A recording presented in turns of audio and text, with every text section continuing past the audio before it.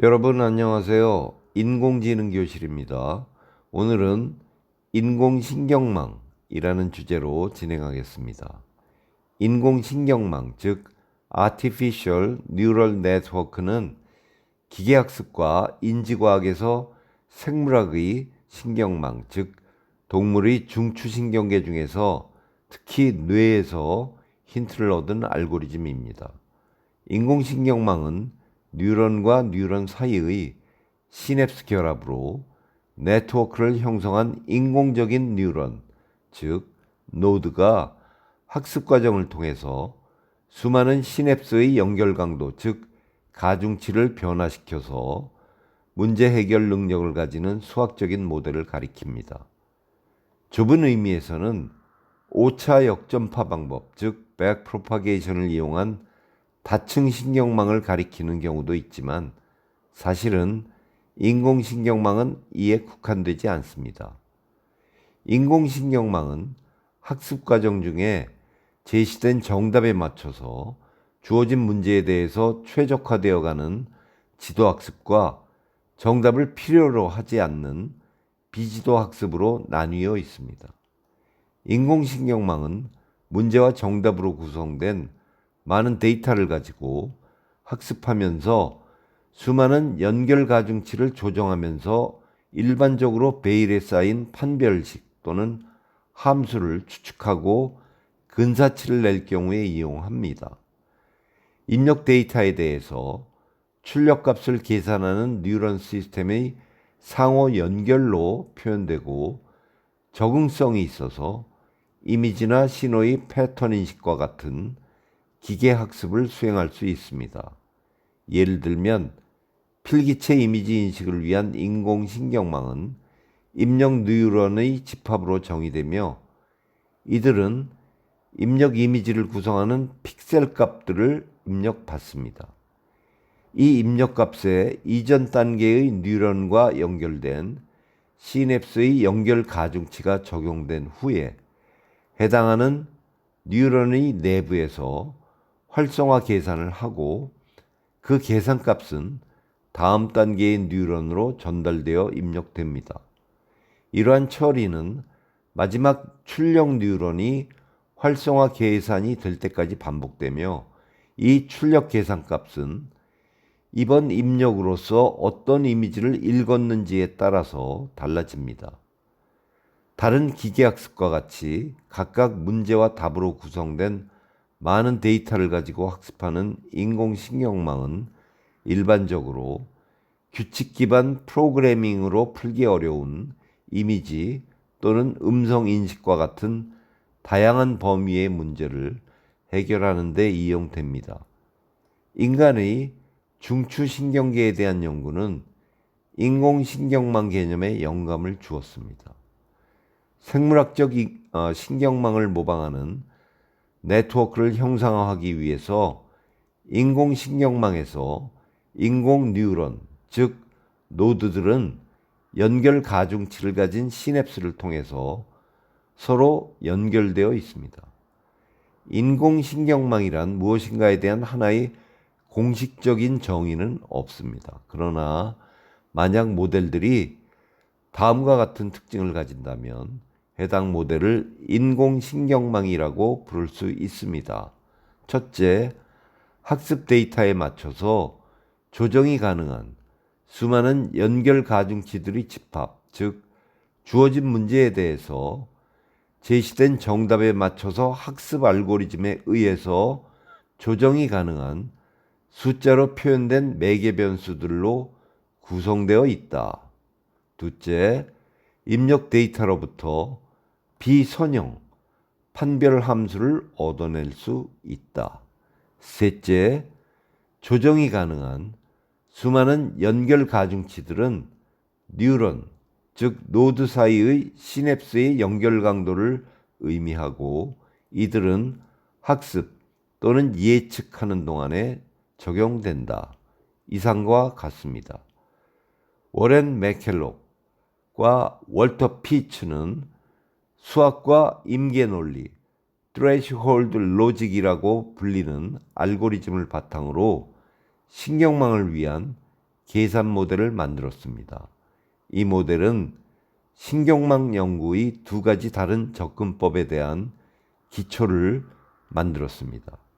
하나의 접근법은 뇌의 신경학적 처리에 집중하는 것이고, 다른 하나는 인공신경망의 활용에 집중하는 것이었습니다. 프랭크 로젠블레트는 퍼셉트론, 즉 간단한 덧셈과 뺄셈을 하는 이계층 구조의 학습 컴퓨터망에 근거한 패턴 인식을 위한 알고리즘을 만들었습니다. 또한 로젠블레트는 기본적인 퍼셉트론에 대한 회로가 아닌 배타적 논리합 회로, 즉 Exclusive OR Circuit과 같은 회로를 표기하였습니다. 해당 회로의 수학 계산은 나중에 폴 웨버스의 하버드 대학교 박사학위 연구에 의해서 5차 역전파 방법, 즉 백프로파게이션 방법이 만들어진 후에나 가능했습니다. 마빈 민스키와 시모어 페퍼트에 의해서 기계학습 논문이 발표된 후에 인공신경망 연구는 크게 침체되었습니다. 그들은 당시 인공신경망에서 두 가지 문제점을 찾아냈습니다. 첫 번째로는 단층 인공신경망은 배타적 논리합 회로, 즉 익스클루시브 오어를 처리하지 못한다는 것이었습니다. 그러나 이것은 나중에 은닉층의 추가로 해결되는 간단한 문제였습니다. 두 번째 중요한 문제는 거대한 인공신경망에 의해서 처리되는 긴 시간을 그 당시의 컴퓨터가 충분히 효과적으로 처리할 만큼 정교하지 않다는 것이었습니다. 그래서 그때 인공신경망 연구는 컴퓨터가 충분히 빨라지고 배타적 논리합 문제를 효율적으로 처리하는 5차 역전파 방법이 만들어지기까지는 더디게 진행되었습니다. 1980년대 중반에 와서 병렬 분산 처리는 연결주의라는 이름으로 각광을 받았습니다. 데이비드 럼멜 하트와 제임스 맥클럴랜드는 연결주의를 이용해서 인공신경망 처리를 컴퓨터에서 모의 실험하기 위한 모든 것을 설명했습니다. 인공신경망이 어느 정도 뇌의 기능을 반영하는지 불분명하기 때문에 뇌신경 처리의 간단한 모델과 뇌생물학적 구조 간의 상관관계에 대해서 논란 중에 있으나 인공지능에서 사용되는 인공신경망은 전통적으로 뇌신경 처리의 간단한 모델로 간주됩니다. 인공신경망은 서포트 벡터 머신과 같은 다른 기계학습 방법들의 인기를 추월하고 있습니다. 2000년대 이후 딥러닝의 출현 이후에 인공신경망에 대해서 새로운 관심과 조명을 받고 있습니다. 생물 물리학 모의 실험 그리고 뇌신경학 컴퓨팅을 위한 계산학 디바이스 개발에는 최근 나노 디바이스 제작과 같은 노력들이 있습니다. 만약 성공한다면 디지털 컴퓨팅을 뛰어넘는 신경 컴퓨팅의 새로운 시대가 도래할 것입니다. 인공신경망이라는 단어에서 망은 각 시스템에 있는 여러 층의 뉴런 간의 연결을 의미합니다. 예를 들어서 3개층이 있는 인공신경망 시스템이 있다면 첫 번째 입력층은 해당 연결 가중 처리를 통해서 두 번째 은닉층의 시냅스로 연결된 뉴런들에게 입력된 데이터를 보내는 입력 뉴런들이 있고, 두 번째 은닉층의 은닉 뉴런들은 해당 연결 가중치 처리를 통해서 세 번째 출력층의 시냅스로 연결된 출력 뉴런들에게 활성화 계산 데이터 결과를 보내는 구조입니다. 시스템이 더 복잡해질수록 뉴런층의 수도 더 많아지고 각 층 안에 있는 입력 뉴런, 은닉 뉴런과 출력 뉴런들의 수도 많아집니다. 이 각각의 시냅스들은 뉴런과 뉴런 사이의 계산값 전달 과정에서 데이터 값을 조절하는 연결 가중치 값을 가지고 있습니다. 인공신경망은 보통 다음과 같은 세 가지의 인자를 이용해서 정의됩니다. 첫째, 서로 다른 층의 뉴런들 사이에서 시냅스가 연결되는 패턴.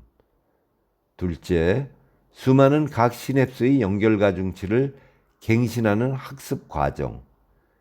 셋째, 각 뉴런 내부에서 입력된 값의 합계를 출력으로 바꿔주는 활성화 함수가 그것들입니다.